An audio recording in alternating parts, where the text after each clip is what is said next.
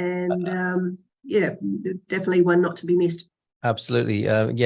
We were talking about being prepared, and some of these things, grasping the nettle on some things is worthwhile doing, because you don't want to leave other people in a difficult situation. So that'll be a very informative webinar, I'm sure, next week. Okay. One not to be missed. All right. Just pausing the YouTube output. We are live now on YouTube. So good evening, everybody.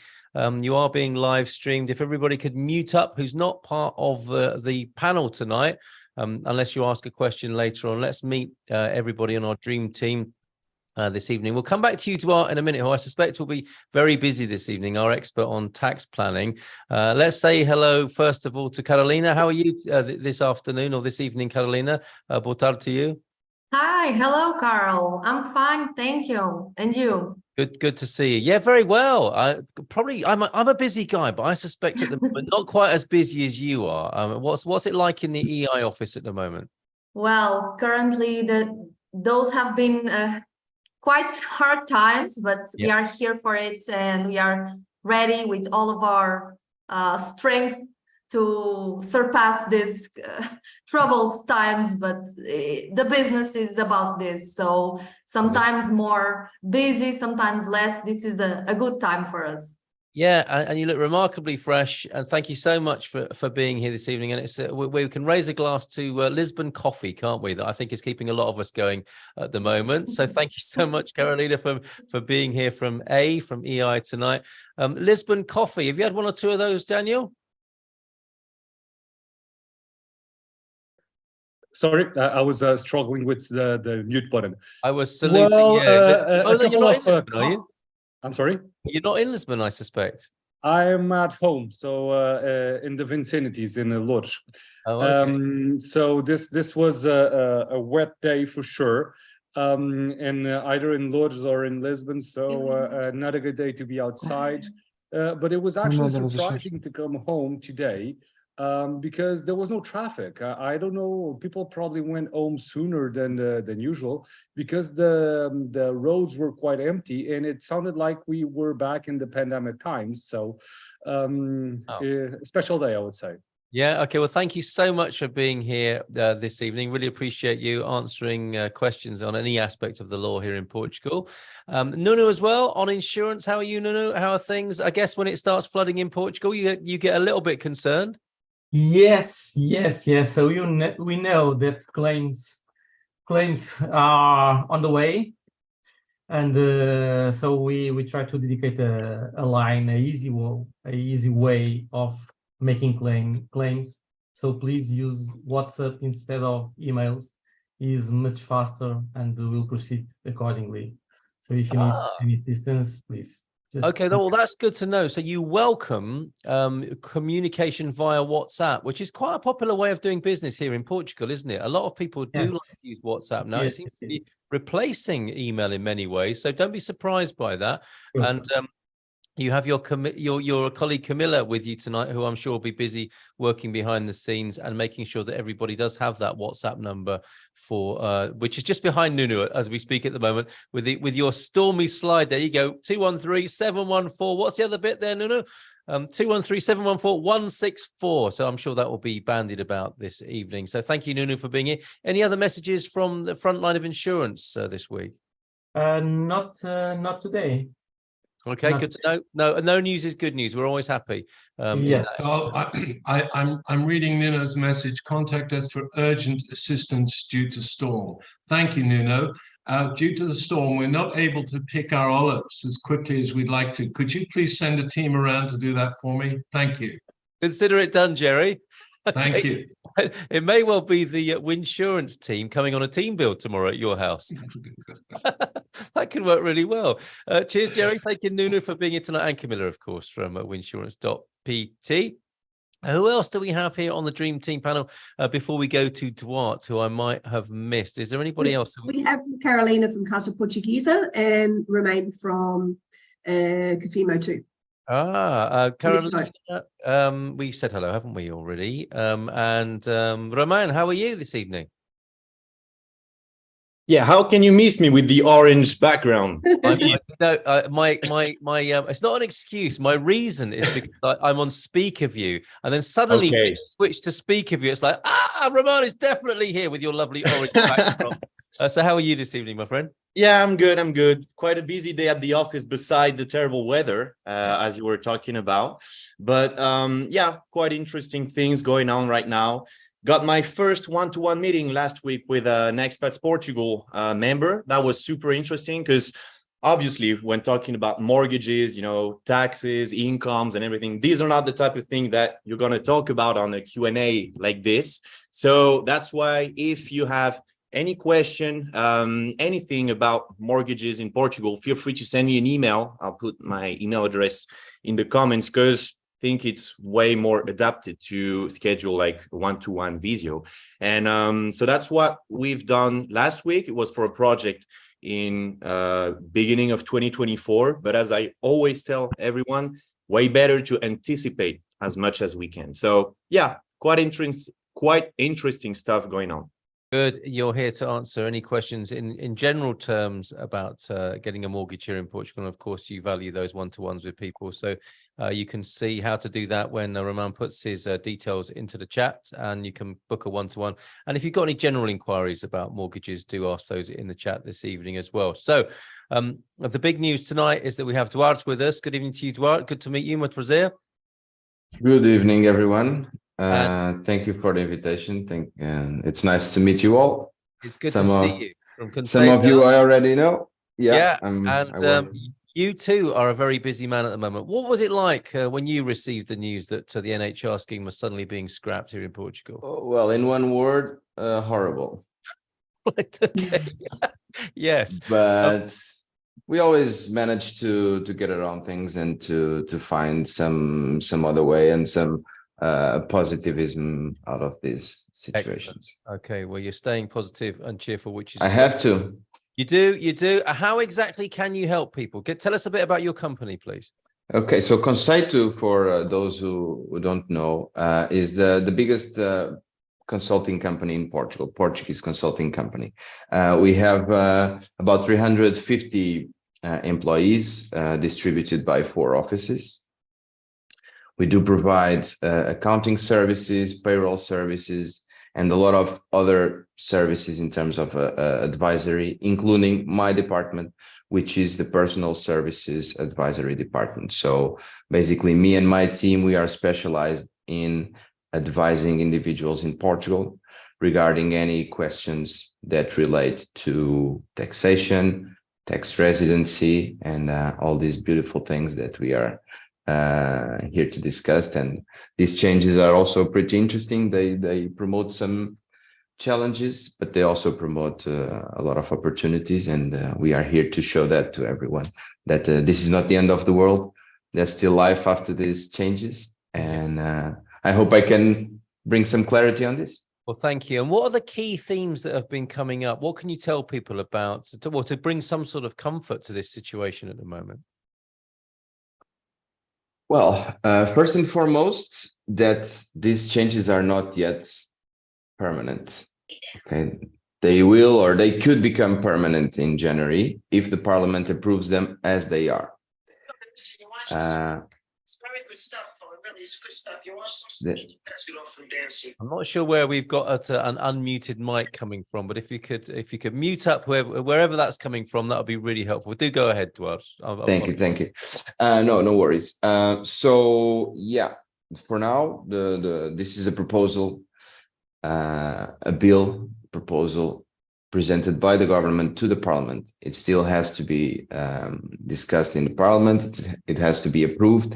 And history shows us that between the first draft and the law that is actually approved by the parliament, there are usually some changes. So I try to remain positive that the government will come to their senses and realize that this is too abrupt, and that it's too abrupt to change things with less than 3 months prior notice. So I remain optimistic that maybe some sort of temporary regime will be in place. But I mean, this is my opinion, and what we have to play with is the worst case scenario, and the worst case scenario now tells us that the NHR will no longer be applicable from January.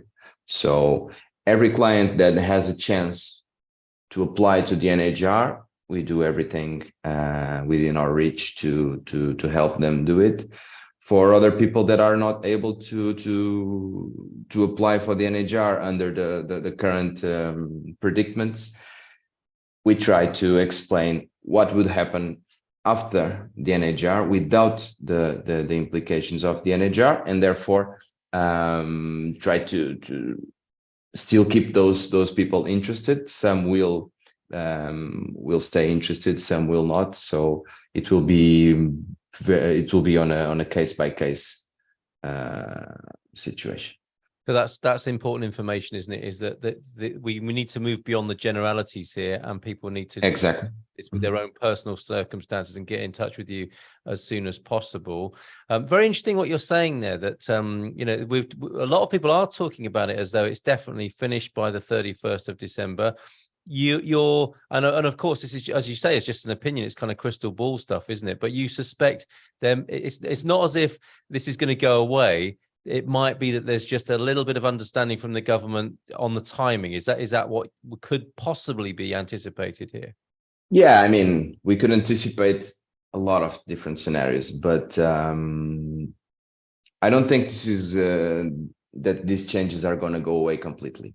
I think that the government obviously made a very strong point that they are not happy with the way or with the effects that the NHR brings to the Portuguese economy in whatever way they are analyzing, and that at some point this will effectively die and be replaced by another regime, which is already in the proposal.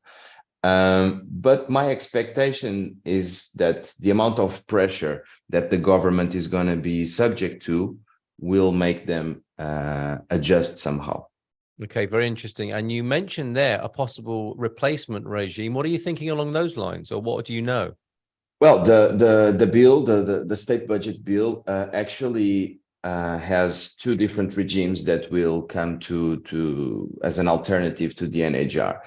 One of them is basically a mirror of how the NHR works, but it's very narrow in terms of eligibility. Okay, so the general individual that comes to Portugal and benefits from the NHR as things stand will not be able to benefit from this new regime. So it's very narrow. It requires some sort of investment. It requires people to be making some research and development in Portugal. So yeah, it's quite narrow. And then there is another regime which is very interesting, but it's only applicable to Portuguese sourced employment income. Ah, okay. All right. So for some people, it's not the end of the world, as you put it. I mean, it's not the end of the world anyway, let's face it, but it is a serious, it does have some serious implications, of course. And there may be some nuances and adjustments for some people, as you've just described there. Have you had any surprising conversations with clients recently? I mean, a lot of people have had a very emotional reaction to this, understandably. When they've looked at the numbers in the cold light of day, has anything been revealed to you? Can you say something from the working with people directly that has been a surprise, or something we can take comfort from your consultations? Well, I do have people that they are still willing to come to Portugal, and they have that desire even with these changes. And what happened up until now is that Portugal, beyond being a lovely country to live in, had a very competitive tax regime for people who would come here from foreign countries. Now we are no longer able to offer such a competitive tax regime, but it's not as bad as people put it. And in time, and I'm sure that people will ask about tax rates and whatever, and I'll be happy. I brought some numbers, some simulations regarding specific levels of income, and that will show people that it's not everyone that pay 50% tax in Portugal. That's not the case, and I'm going to prove it to you. I would love you to do that now, if you don't mind. Because that Sure. has been a shockwave that's been going around some social media, isn't it? And we should always be very careful to take with a pinch of salt some of the things we see on social media. But Yeah. can you fact check that for us right now with that sort of with an illustration? Sure. My pleasure. So I don't have the slides because honestly, I didn't have any time. Today has been crazy. This last couple of weeks have been crazy, but I have the numbers in front of me as we speak, and I can give you a rough idea of how things look like in terms of I don't know, a salary, a foreign salary, a foreign pension. How would it be taxed in Portugal without the NHR? Perfect. So the first thing that's very important to be aware of is that the NHR, for instance, in terms of the taxation of pensions, would tax you with a fixed flat tax rate, in this case 10%, right? But that's not the normal way for Portuguese taxes. Okay? Portuguese personal income tax is based on progressive tax rates. So, and you have this in the United States, you have this all over the world. Each level of income corresponds to a tax bracket, and that tax bracket has a certain tax rate associated to it, which means that if your last tax bracket is a tax bracket of 48%, it's not that you are paying 48% on everything. You are just paying 48% on the part that goes into that bracket. The other brackets have specific tax rates, and therefore the effective tax rate that you will be paying at the end of the day will be always lower than the one applicable to the highest tax bracket that is applicable to you. This might sound confusing, so let's put it into numbers and I'll give you 4 or 5 examples. If you want more, I can do them as well. So let's take a pension. I'm going to be addressing pensions and salaries only. Other types of income, those are more specific. We can get into the detail later, but now I want to focus on this type of income because this is the most common. So employment income and retirement income. Let's say that for a person with a gross annual income of 20,000 euros, the tax payable in Portugal will be roughly 2,700 euros, which is less than 14% in terms of effective tax. If we do the same exercise with 35,000 euros of gross income per year, you would have a tax payable of 7,400 euros, which is 21% effective tax rate. With 50,000 euros, you would pay 13,000 euros in tax, which is less than 27%. And with 75,000 euros of gross income, you would pay 24,000 in Portugal, which is less than 33%. And I could go on. Oh, those illustrations are really helpful. Thank you very much for that. And I'm welcome. We'll ask questions that further illustrate the point here. So just to give you, sorry, let me just take a final note that to say that in order to reach an effective tax rate of 48%, you would need to earn more than 300,000 a year. Yeah. Okay. And so by the time you've got to that sort of level of income, I imagine other structures would be in place anyway, in terms of likely company structures and so on. Okay, so that's really, Duarte, thank you so much for being here this evening. Thank you for bringing some calm to a somewhat emotional situation by doing the numbers. That's brilliant. Thank you very much indeed. And we're here. We'll come back to you, obviously. We've got NHR questions already. I won't go anywhere. Thank you. Yeah, stay right where you are at least until 10 o'clock, if you will, here in Portugal. And I'm sure that's been really helpful to the other Dream Team members as well, who've been feeling the heat with this. I am sure. Yeah, Ramon is nodding to us there. Global Nobles are happy. They're in the Zoom tonight. And it's an Ola from Lisbon from them with a huge thank you to the EI team, to the A team that got us our NHR this week. Carolina, some good feedback there from the Global Nobles. Really pleased for you. We've got lots of lovely milestones that are being celebrated tonight. Someone's even changed their name. Laurie has changed her name to Laurie got her D7 today on Zoom. So that we'll come back to that as well, which is fantastic. All of this good news is gratefully received right now. We are Tony, who is in Olial via Phoenix. Thanks for being here. EI are the best, says Laurie, who got her D7 today, by the way, as well. Ray and Vera also here. They are now in Alcobaça. Congratulations to you two. That's wonderful news. And a laugh from a 38 degrees Arizona desert from Larry. Frantically prepping for November in Portugal. The only thing keeping me sipping cocktails is okay. So looking forward to sipping cocktails with us here in Portugal in November. That's wonderful. Okay. Let's have a look then at a first question here. Two questions from Erica. Thanks so much from this webinar. You begin. What is the maximum amount of rental tax paid to the landlord in Portugal that is deductible from annual income tax? I'm speaking of the itemized tax categories within the AT portal. Can you answer that one first, Duarte? The amount of relief on the rent that you pay? Yes. So the maximum amount is 502 euros. Okay, and to get furnish that a bit further for people who don't know what we're talking about here, there are a number of there are budget headings, aren't there, across the life that you can get relief on. So yeah, there are a few specific deductions that you can use to lower your taxable not your taxable income, but your tax bill. Yep. So when you have your taxable income, you will calculate the taxable the payable tax. And from that amount, you can deduct things like health expenses, education expenses, rental expenses, and other more generic expenses as well. And there is a limit of 502 euros. In some specific situations, this threshold can increase a little. But yeah, let's take the 502 euros as a general rule. I would just like to clarify that if you are being taxed according to a special flat tax rate, such as the 10% of retirement income or the 20% of employment income with the high value activities, you are not eligible to benefit from these deductions. These deductions will only be applicable to income that is subject to progressive tax rates.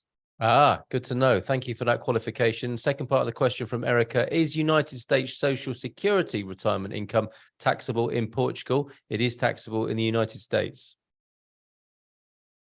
Well, with the NHR, no, because it might not be, because it might be treated as a public pension.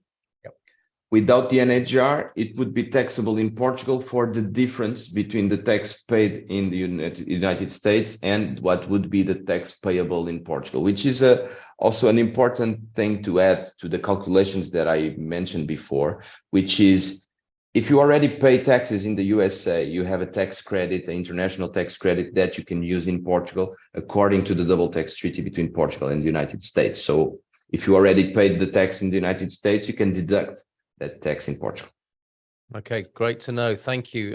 Excellent to have you here tonight, Duarte. And hello from Decatur, Georgia. Thank you, Dream Team, for another wonderful, informative webinar. Next NHR question from Lynette. Without an NHR, will I need to pay capital gains tax on a UK property sold after becoming resident in Portugal? And could it be exempt from capital gains if I bought a home in Portugal with the money from the UK sale? The property is my current home, which is probably useful information as well from Lynette.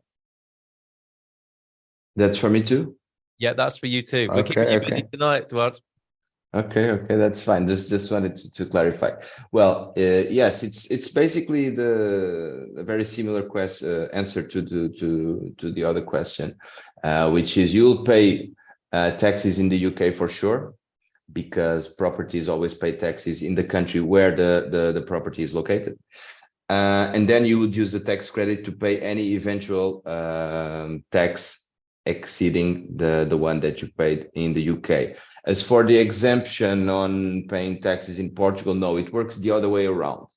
It works the other way around. If you have a property in Portugal and you sell it to buy another property, and if that second property is inside the European Union, then the reinvestment in that second property will prevent you from paying capital gains in Portugal. So it's the other way around. Yep. Okay. Good to know. There you go, Lynette. So let's give you a rest for a moment, Duarte.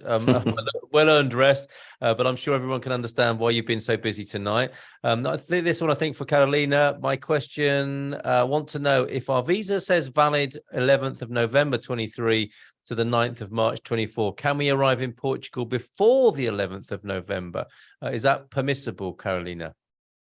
Well, as American citizens, you can, but keep in mind that you need to have entered Portugal after the beginning of your visa, because you need to have either the stamp with the after date of, in her case, November 11th. If it is prior, it does not count as the official entry date, because it's not within. They wouldn't be blocked from entering, but that entry would not count. They would need to leave and come again. Okay, so have the proper. They would be a tourist if they came earlier, right? Yes. Rather than on their official visa. So okay. they really need to come either the 11th or after, within that 4-month time period. All right, superb. Thank you for answering that. I understand we have your colleague Andrea with us this evening as well. Would Andrea like to say hello and tell us what you do at EI this evening, Andrea? Hello, Carl. Good evening. Hello, everyone. Hi, good to see you. Yeah, I see you from Porto. I work at a Assessoria Migratória 2 years since 2021, I think, and I'm here to help you with non-habitual residents. We apply for the non-habitual resident, but of course, firstly, we need to change the address to Portugal is the first step, and then we can apply for non-habitual residents. That's great. Thank you for letting us and reminding us about that. That is an important switch to flick, so to speak, isn't it? You will, when you first have your NIF, you're not automatically a tax resident, and you assist people with that. Do you changing from a NIF that is makes them a tax resident here in Portugal? Yes, in my department, in the tax department, the first step when you want to move to Portugal is always the NIF. The tax number here in Portugal. And the perfect scenario will be when you have the residence cards. Yeah. We can change your address with the residence card, but it's possible without the title. We can do it with the lease agreement, the self-appointment, and the visa. That's great to know, Andrea. Thank you very much for introducing yourself tonight. So any other visa, NIF, NHR questions, keep them coming. We're also getting a lot of questions over on YouTube, which we'll get to as well. Lowell has a question. I've tried to change my address on the tax portal. Maybe we're coming back to you, Andrea, for this. I've tried to change my address on the tax portal from the US to my Portuguese address. However, Portugal does not appear in the list of countries for me to choose. Do I need to go to my local junta to update my address? I have residency certificate, NIF, and EU passport. I need to get these changes done to apply for the NHR. Any help would be great. Obrigado. Can we help Lowell there?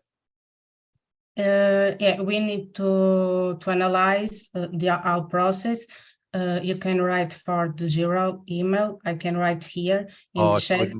Yeah, but we can change the address without residence cards. We have a list with necessary documents, and I think we can help you.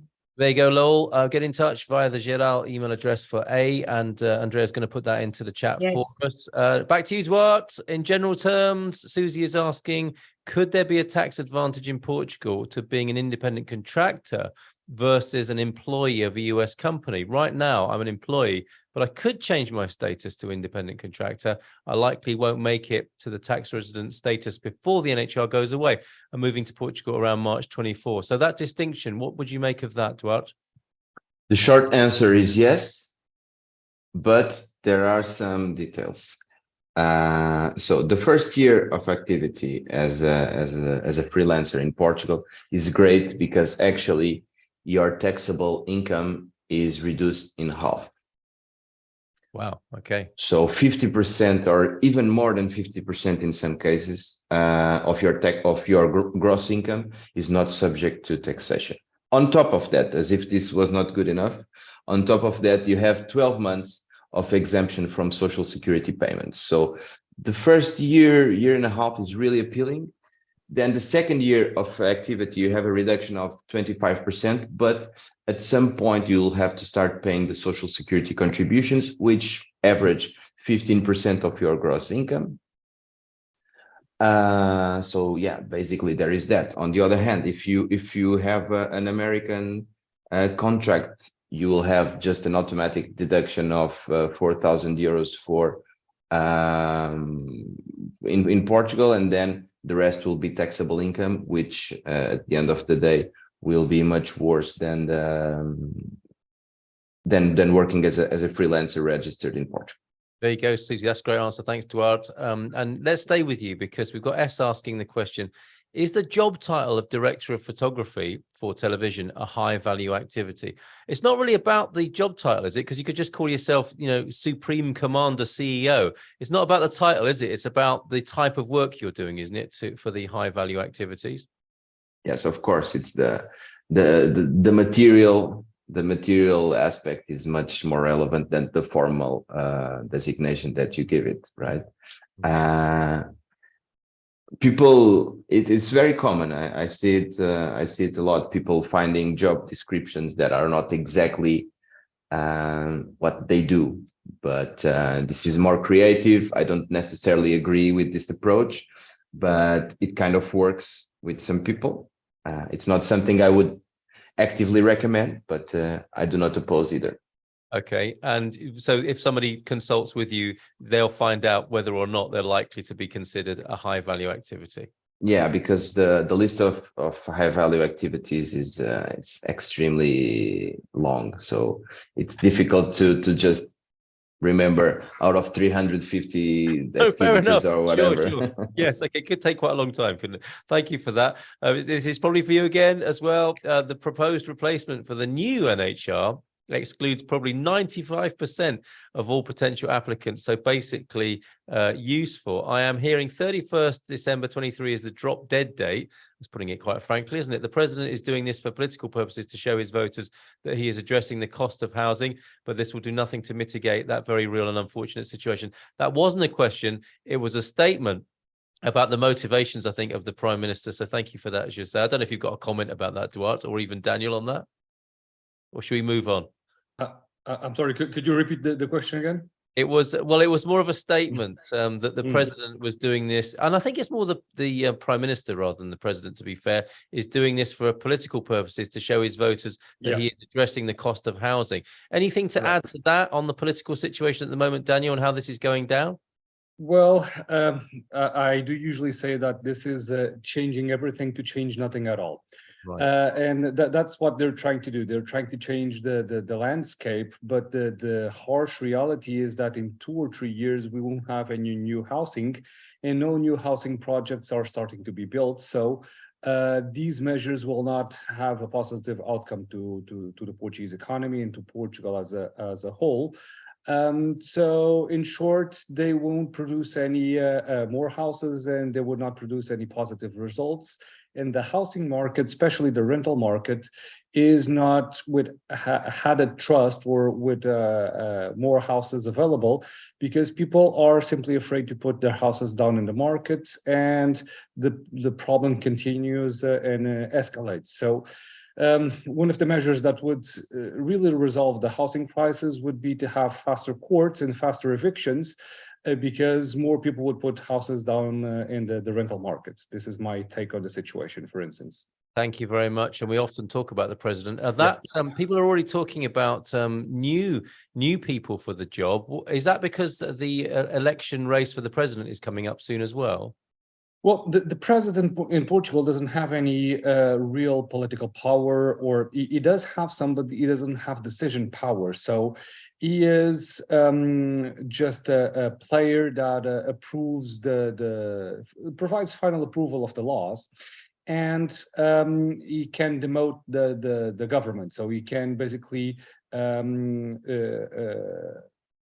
call new elections, and this would demote the government in power. But this is what we call the atomic bomb in politics. So that doesn't seem likely, because the government has full majority in the parliament, And if the president does call new elections and the guys that are in power are elected again, he will not have any real political power for the rest of his term. So in Portugal, the president can only serve 2 mandates, and he is on his second, so he will not run for presidency again.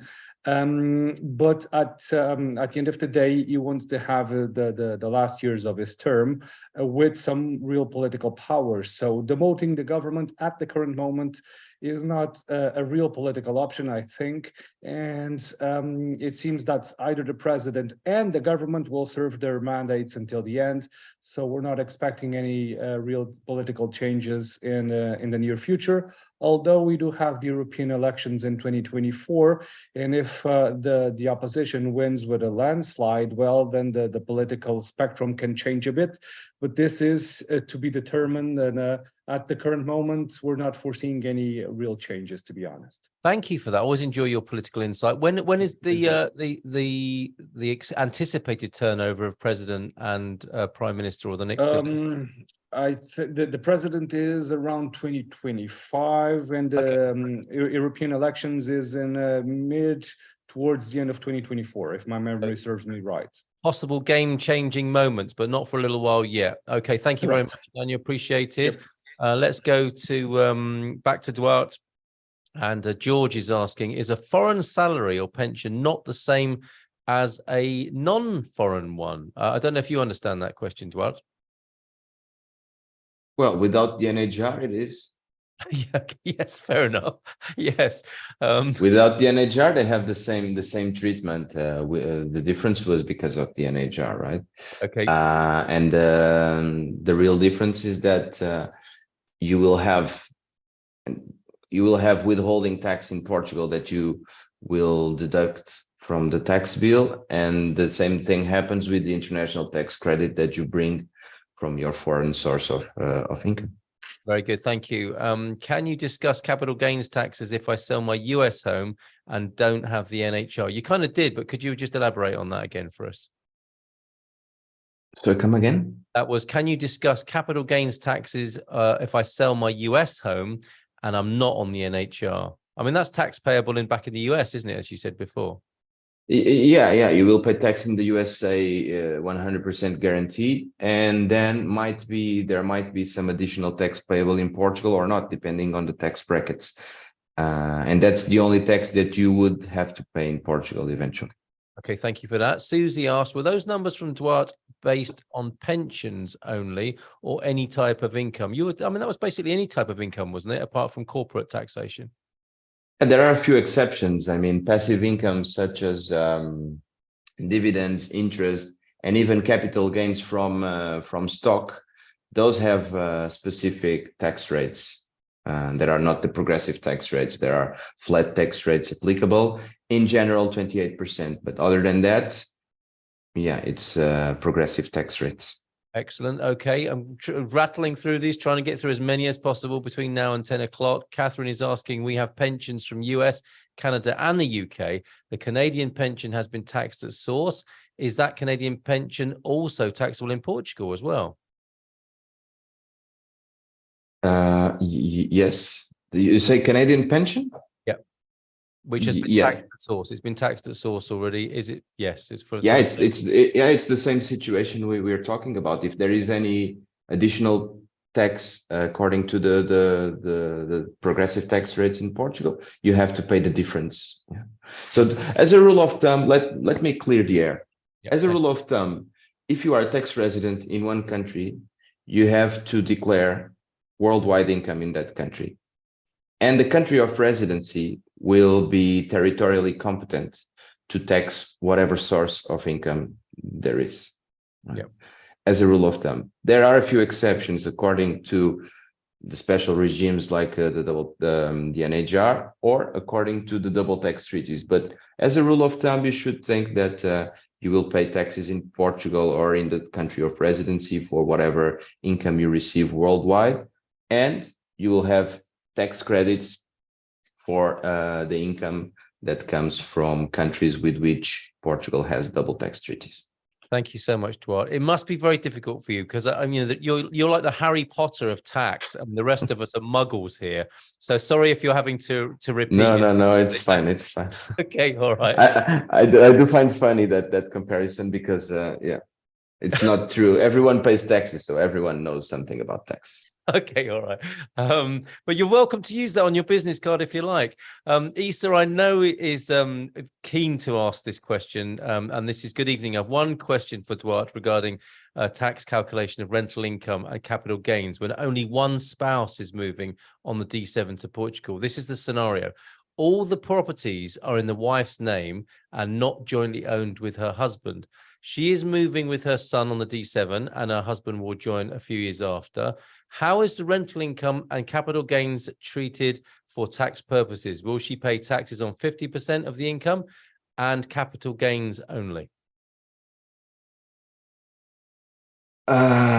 That's too complicated to give you a quick answer here, to be honest, because there are a lot of details in that situation that might require more than just shooting answers. Yeah, okay, so the good news is we've got your email address. It's in the chat. It's duarte.cruz@conceito.pt, and it's also on the screen in front of you there. Issa, sounds like scheduling an appointment with Duarte would be the right thing to do to get into the intricacies of your situation there. Another one for you, I believe, a question retiming order of tax filing for US citizens in Portugal. Do people file US tax first and then Portuguese tax? For example, foreign tax credit is taken on the Portuguese tax return. What happens when US citizens have to wait until summer, fall of the following year? I think you've got the gist of this question. What's the order? Yeah. It depends. It depends. Right. There is not one question for everyone, one answer for everyone, at least the right one. It depends basically on the types of income, on the sources of income, and because you either want to use the tax credit in Portugal or in the USA, and it depends on where will your income be taxed first.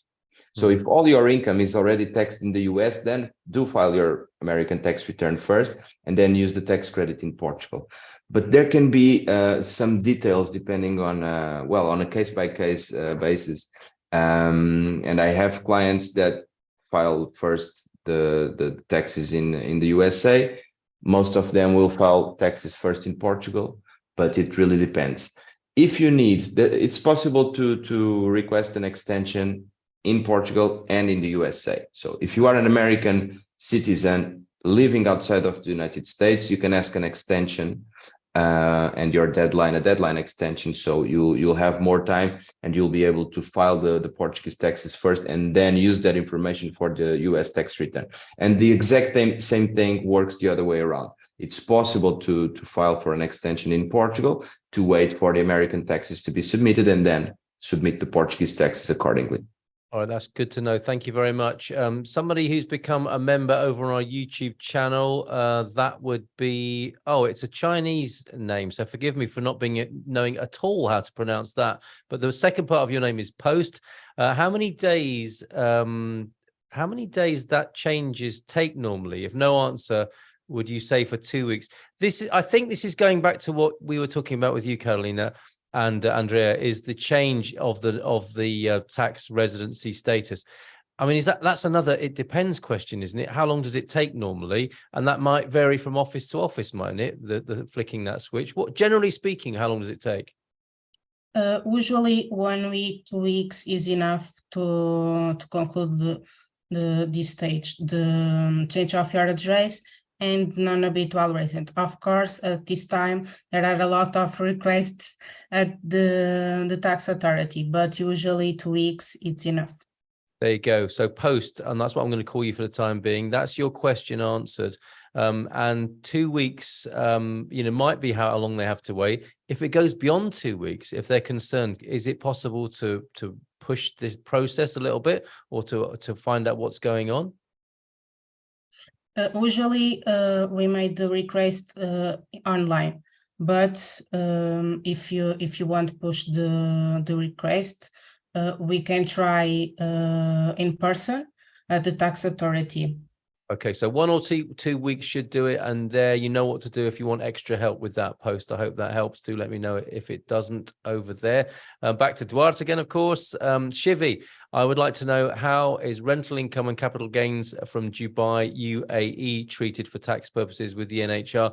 Now, I think this is because some countries are blacklisted, different rules apply. Can you talk about that as a generality, Duarte, please? Yes, of course. It is true that blacklisted countries have a special tax treatment. It is true that Dubai or the Emirates are blacklisted, but there is a small, which is very big actually, detail for NHR, because the Emirates have a double tax treaty with Portugal, and that makes all the difference. Right. So as in general, blacklisted countries will, or tax residents with income from blacklisted countries will be taxed in Portugal at a flat tax rate of 35%. That's the general rule. But if that individual is an NHR, and if Portugal has a double tax treaty with that country, then the tax payable in Portugal is 0. Okay, very good to know. Thank you for that. And there's a little bit of toing and froing going on in the chat about this idea of double taxation, and people saying, well, it is double taxation. If it was double taxation, you'd pay the same twice in 2 different places, wouldn't you? And what we're talking about, what you've explained to us, is people will pay the difference. So it's not truly double taxation there. I don't know if you want to add anything to that, Duarte. No, that's exactly it. You'll have to declare it in both countries, but you will never pay the same tax in both countries, basically. Excellent. Okay, Duarte, my son just called and heard your voice on the webinar. This is someone overhearing the webinar. He says, wow, I just spoke with him and he gave me great advice. Thank you for taking the fear away from him proceeding with his D8. We are so happy he changed his mind with your help and decided to get his residency. So you're clearly allaying people's fears by having a conversation, which is really helpful. So thank you for that, Duarte, from Jackie. And it sounds like you've got a great career in voiceovers as well, if you want it to, as a side hustle, possibly. You were recognized there. Did I understand Andrea correctly? Visa has to have arrival date prior to the end of the year. I don't think so, Laurie. My VFS was 4th of October, so right on the edge as to whether my visa will be issued before the year end. However, the expected move date I used was 7th of January, as I was told my visa would most likely not arrive before then. If that date appears on the visa, am I out of luck even if I receive my visa before the year end? Okay, that's Laurie wanting to qualify for the NHR. Can you, Andrea or Carolina, help with Laurie's concerns there? Yeah, Laurie, regarding the non-habitual resident, we need the visa until the end of the year. The self-appointment can be in January, for example, or February, but until the end of the year, we need the visa with appointment and the lease agreement. Okay. My company can help you with this question. That's wonderful. So let's stay with you. George is asking, I want to ask Andrea and Duarte a question. I've been renting an apartment for the D7 visa since last March, and my kids are enrolled in a school in Portugal. We are yet to receive the visas, and we're afraid we won't receive them before the end of the year. Can we apply for the NHR before getting the D7 visa by proving that we are renting an apartment in Portugal for over 6 months? Our kids are enrolled in schools in Portugal, and that our visas are being processed by our late from the embassy.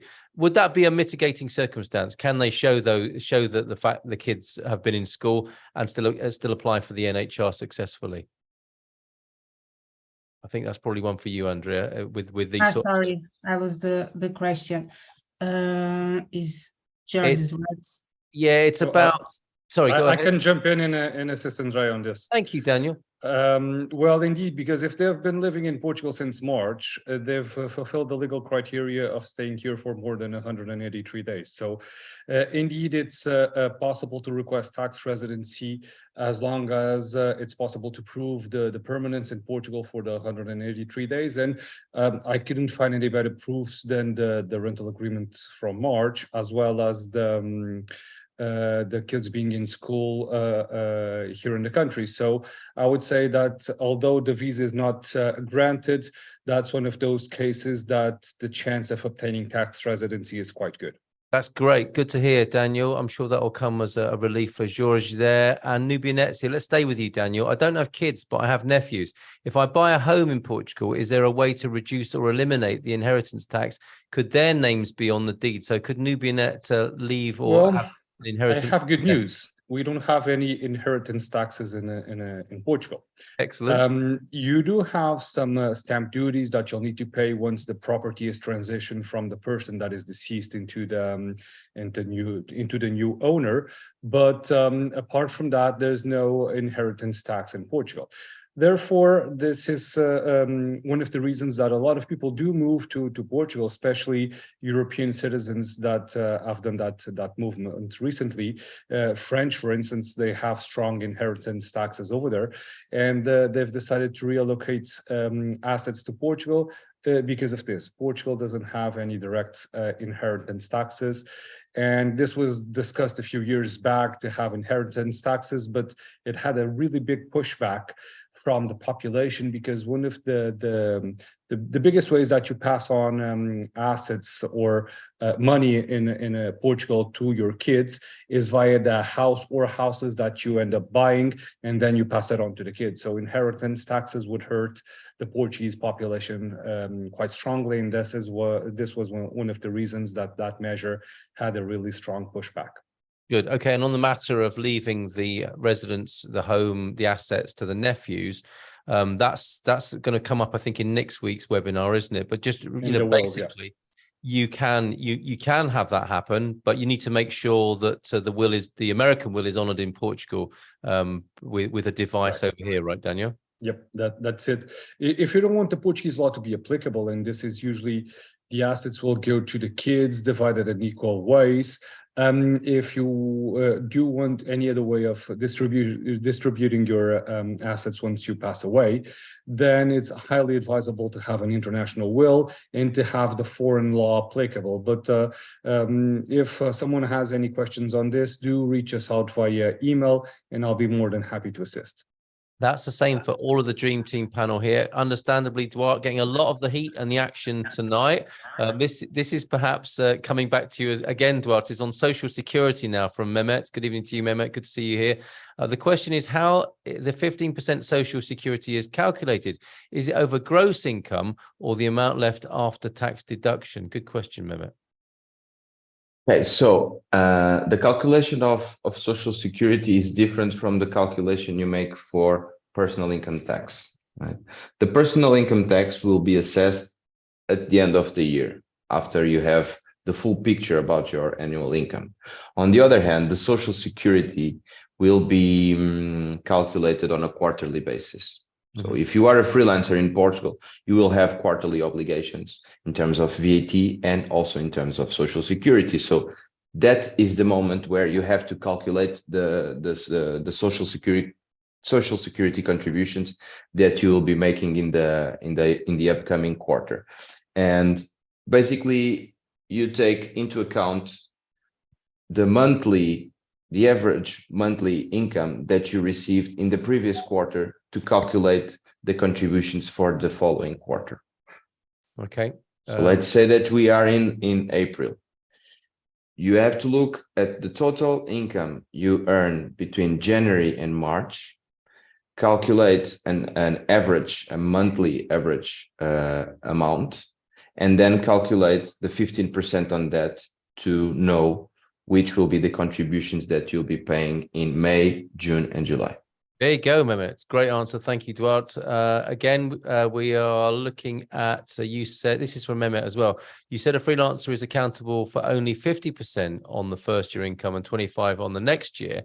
Can a freelancer, you didn't say that, but the question is, can a freelancer or an NHR also get benefit on those numbers?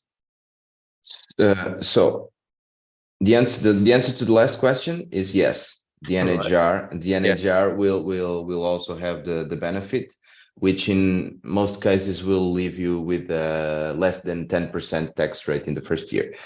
What happens is not that it's that the first year you have a 50% reduction of the taxable income, and the second year you have a 25% reduction.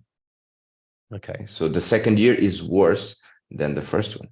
Thank you, Duarte, for clarifying that for Mehmet there. My husband and I received our visas yesterday. Thanks, EI. Thanks to A and Marianne, and to the link on. And for, this is the link on to the visa. I think something the details here for Marcy. The question is: the CEF appointment is in the city we are moving to, Porto, and on the same day, half an hour apart. Could this be real, or is it a placeholder of some sort? Later, we find that our CEF appointments are in Tavira and Braga. I'm not entirely sure what you mean or what your question is there, Marcy, but can you tell us a little bit about what happens with these appointments and how people find out where they're meant to be, please, Carolina? Yes, of course. So when they receive their visa, it will come there, printed a link where we will check it online and see where did CEF assign them their appointment. And it comes already everything established, like date, place, time, everything. And in this case, I believe this person is telling that one of them is in Braga and the other one is in Tavira. So one in the really north and the other one in the really south of Portugal. Okay. Unfortunately, even though they showed accommodation in Porto, so unfortunately, this is not uncommon, but it's probably real. I will need to check. They are working with us, so I believe so. Well, that's the thing to do, isn't it, for Marcy to get in touch with you to have that figured out. Maybe a call in the morning. We either reschedule one of them to the same appointment as the other, or like on the day after, because if there was availability for them to be together in the same place, CEF would have given them that appointment. Probably there wasn't like any scheduling availabilities, and those appointments are more or less automatic when the consulate inserts the approval on the system. So we can see if we can reschedule it. Oh, that's really helpful. Thank you, Carolina, for that. Just very briefly, I mean, we are officially overwhelmed with questions tonight, and I want to give each of our panelists a big thank you and a moment to conclude the call with any last words you have. But any news from CEF? I saw that CEF workers, it was reported in the news, Carolina, that a lot of CEF workers don't even know where they're going to be or what they're going to be doing within a few days from now in their new jobs. Is there any update or news on that?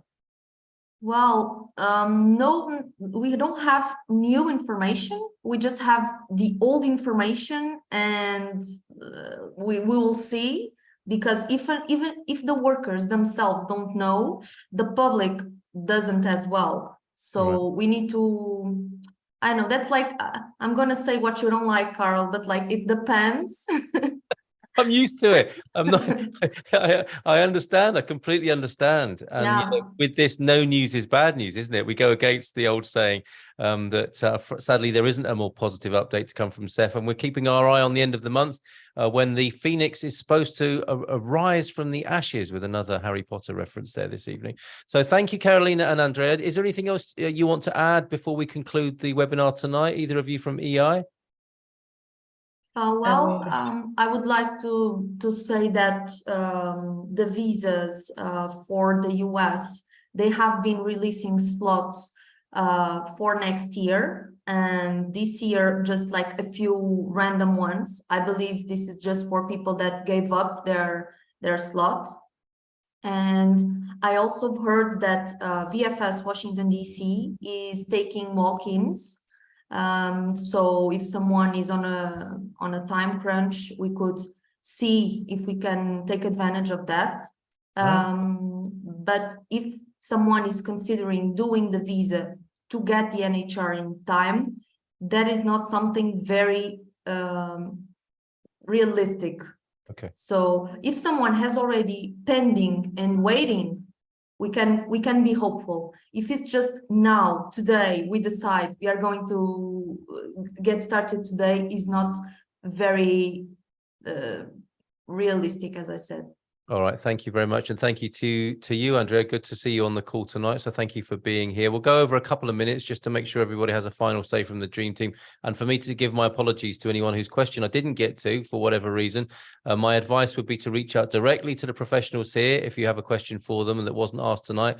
Give them a call, send them an email in the morning. You can find them all on the Expats Portugal Business Directory. Failing that, make sure you're a member and ask questions on the community forum as well at expatsportugal.com. Let's go to Nuno. It's been quiet for you tonight, and in some ways that's a good thing. Nuno and Camilla, a last word from you from the insurance world, if you want to contribute. What I'm thinking, this time, no news is very good news. So yes, I was a little bit afraid about the claims eventually tonight. So I'm happy to know that you are safe and your properties are okay and your cars and all the stuff.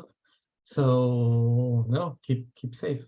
And excellent. Happen, call us. And you're very welcome to use the WhatsApp number, as Nuno said earlier on. It's 213-714-164, or find him in the business directory. Thank you, Camilla and Nuno.